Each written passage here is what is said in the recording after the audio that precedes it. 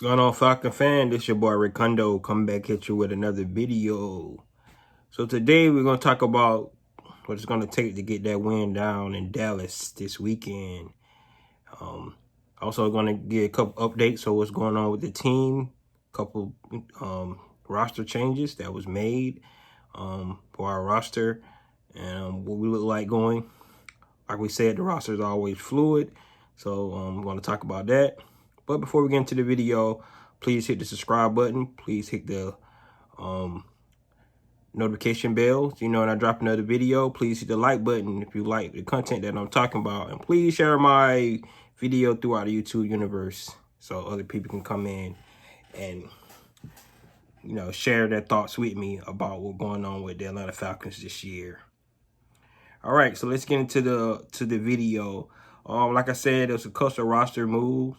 One surprising move was that we actually released Jacob Mariner. That was a surprise for me. I knew he had a couple inactive games. He was in and out of rotation, wasn't getting a lot of snaps. So I take it from he didn't fit the scheme as well as the coaching staff like. That's the only reason why I could see that he was actually let go. You can see that he already been picked up on the Pittsburgh Steelers practice squad. So congratulations to him. You know, he can continue his NFL career. But it just goes to show that like I was saying in the earlier video, that this regime, you know, they inherit some of these guys and it don't you know completely fit, you know, what Dean P's trying to run, that 3-4. Everybody can call Jacob Mariner actually was more of a defensive tackle. Had him lose weight to play the outside linebacker role. I guess he didn't fit. I thought he flashed.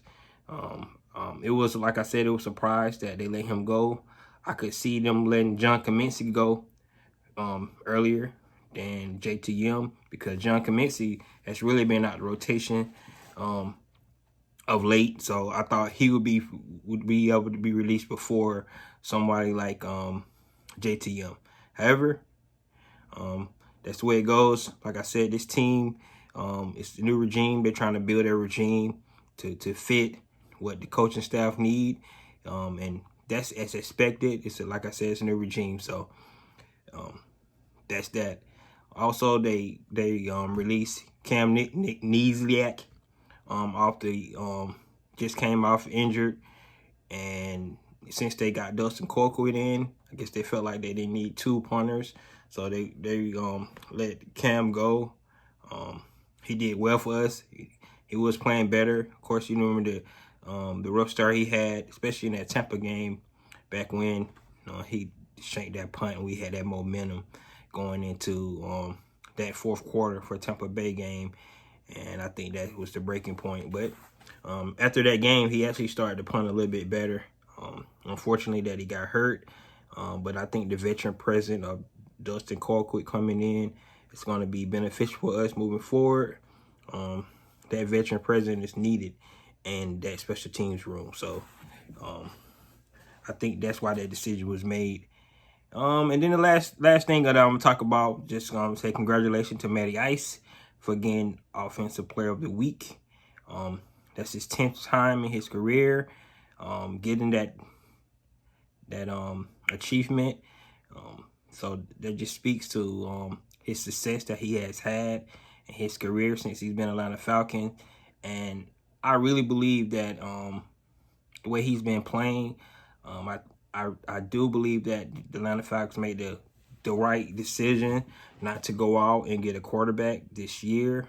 This team needs a lot more help than the quarterback. I really feel the quarterback was not the issue. So, and I believe that I could see an extension coming for Matt Ryan this year, especially with the cap hit that he's going to incur. I think it's like $60 million. So they're going to have to make a decision on him either way. But I feel like it's going to be an extension coming for Matt Ryan on the way he's playing. If he's continued to play like this the rest of the season, like I said, I can see him here for another couple of years, and then you can build up that the trenches. I think that's one of our biggest deals, especially on our defensive line. We got to get some pass rushers in. We got to get a running back. We're probably going to have to go get another wide receiver. So things like that, that's what we can do in the draft. Like trying to go get a quarterback. Just stick with Matt. I think he's still playing well, and I can see him playing for another 2 years. And he can give us some salary cap relief moving forward. So that's what I think about that. Like I said, congratulations to Matty Ice. So let's get into this week's game against Dallas Cowboys. This is our Dan Quinn game. We've had this circled this whole year. We know the kind of coach Dan Quinn is. I did listen to his press conference that he had earlier this week. He has changed some of his defensive schemes. Whoop-de-doo. I mean, you was here for 6 years, almost 6 years, and you just realized you need to change your scheme from being a cover 3 deep scheme to now you're multiple. That would have been great to see that change with our Atlanta Falcons when we had that high explosive offense, with Julio and those guys, with Matty Ice, and we could have had a better defense. We might could have had some more achievements. Nobody recalled that Super Bowl. Our defense was on the field for 95 plays. So I'm glad that he decided to change his scheme. It's unfortunate that it wasn't with the Atlanta Falcons. So moving forward, that's what we got. That's what we got to deal with. We got a couple other friendly foes over there. Demonte Casey. We got Ken O'Neal over there as well. So little homecoming for all these guys. Playing their former team, the Atlanta Falcons. So let's go ahead into the offense. So you guys know how I do it. I go offense, defense, and I go special teams. So for the offense, the first thing we need to do, we need to establish the run game. That's going to be very important for us. We only rushed the ball for 34 yards last week. We throw the ball very well. So I think we have to throw the ball.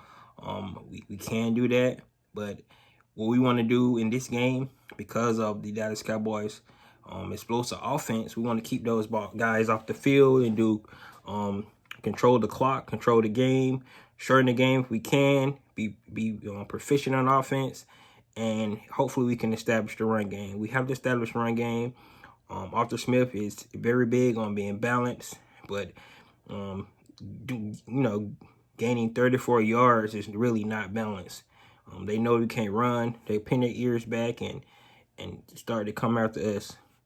So we got to consider that. Make sure that we start doing ball control and running game. We have to establish the run this week. Hopefully we can do that. The next thing is create the mismatches that we want to create. We have to create mismatches. Like I said, that Dan Quinn has changed the scheme up a little bit. He's going to be multiple. So what he's going to try to do is try to make sure that he matches, try to match our personnel, with their best defensive players that they have out there. I can see Michael Parsons on Kyle Pitts. I don't know if they think that's a good matchup. We're going to find out. They're going to try to put somebody on Cordell Patterson. Of course, those are our two biggest weapons on offense right now. So if any defense scheme is smart, they're going to try to take away those two guys first, right? But good thing Matt do spread the ball around. He takes what the defense give him. So if those guys are trying to be taken out the game, that's what Matt going to do. But however, if Arthur Smith can go ahead and try to create those mismatches, put Pitts in areas where they can't try to take him out the game and get him on linebackers, get him on smaller cornerbacks and safeties, I think that'll bode well. Cordell Patterson, Swiss Army knife for that guy, coming out the backfield. We'll just try to find the best mismatch with him. But we can also use Hayden Hurst. He can be a mismatch. Of course, we're going to need Lamade Zaccheaus to play like he played last week. And Russell Gage should continue to progress like he's been doing these last couple of games as well. So We definitely need to create mismatches. Then we got to take advantage of those mismatches. So if we can create those mismatches, take advantage of them, similar to what we did in the Miami Dolphin game. And if they so well desired, Dan Quinn so well desired to decide to go man to man, we need to take advantage of that man to man. So we will have to see if that's what their game plan is. But so we need to take advantage of those mismatches and you know, try to capitalize on them. And then the last thing on offense is we have to do well on third down. I talk about ball control. I talked about clock management. That all comes with doing well on third down. We was very well on third down last week with the New Orleans Saints, so we can continue to do that. That's going to be great for us moving forward for our offense. So we can get the running game going, control the clock, find the mismatches, take advantage of those mismatches, and then do well on third down like we did last week. I think we could be in the driver's seat. And we need to make sure we do that for 4 quarters, not 3.5 quarters. All right, defensive standpoint. So the first thing we need to do for the defense is stop the run. They got 2 very good backs in their backfield with Ezekiel Elliott and I can't think his name. But the other running back they got, we need to make sure that we stop both of those guys. They both explosive, have a little different talent to them, but either way, we know Ezekiel Elliott runs hard, so he's definitely going to bring it.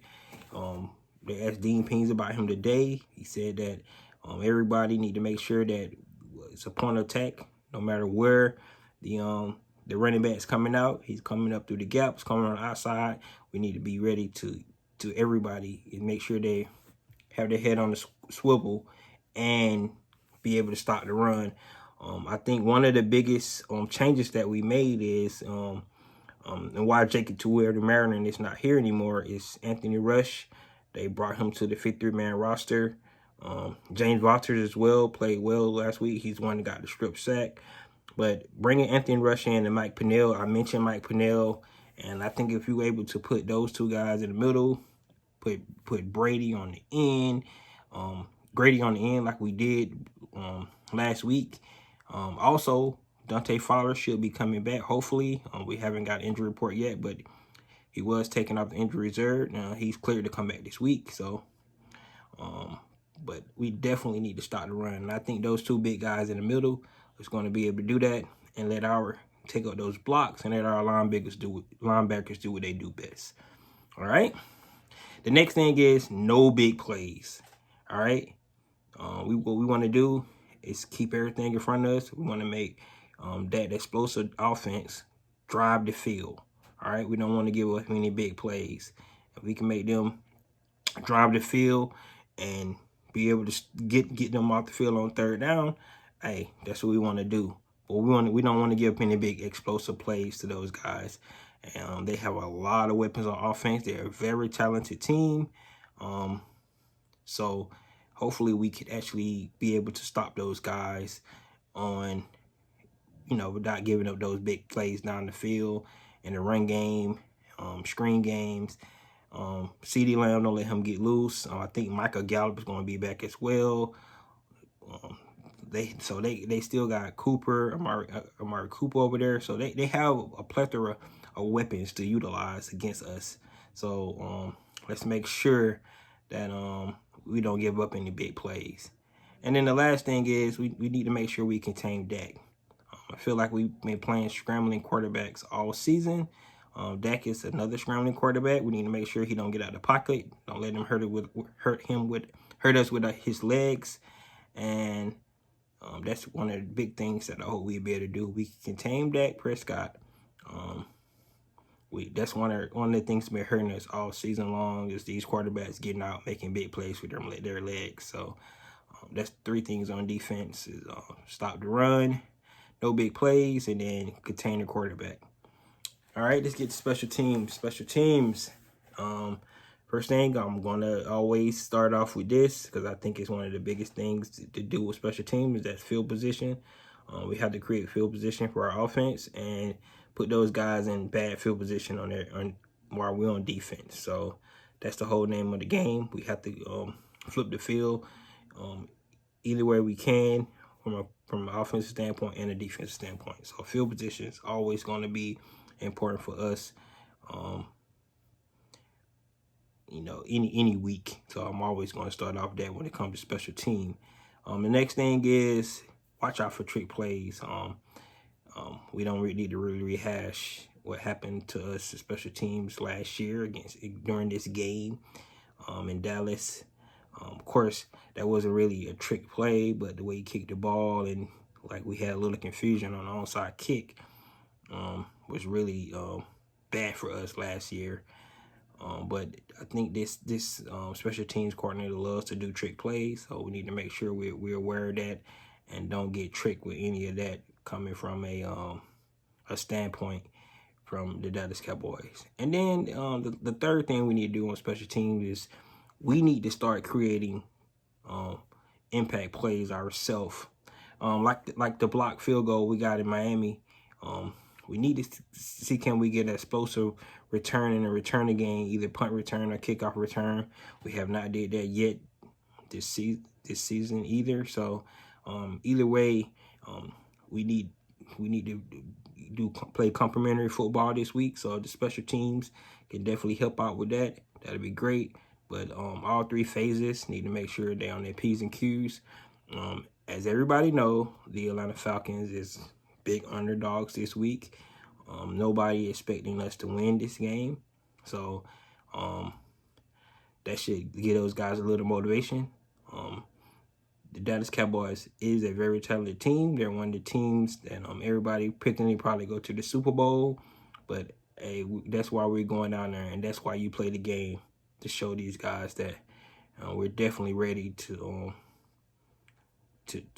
show them guys that we're just not that get right team. Of course, they had a bad week last week, and we're the team that's showing progression, not going down. So we want to go in and try to keep the momentum going. That was a big win in New Orleans last week. Let's see, can we continue the strides and take advantage of Dan Quinn and his defensive scheme, and then try to control to the best of our ability that high explosive offense from the Dallas Cowboys.